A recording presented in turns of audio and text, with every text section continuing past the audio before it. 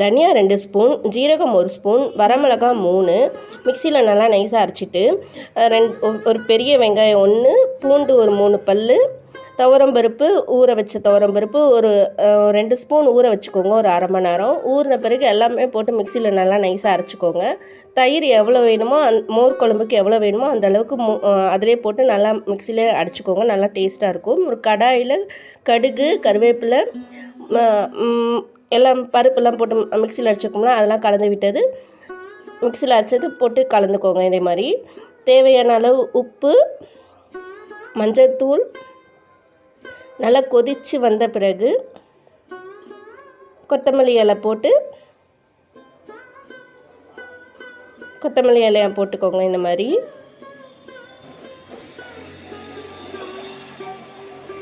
நல்லா கொதித்து வந்த பிறகு ஆஃப் பண்ணிங்கன்னா கம கமன் மோர் ரசம் ரெடி. ட்ரை பண்ணி பாருங்கள்.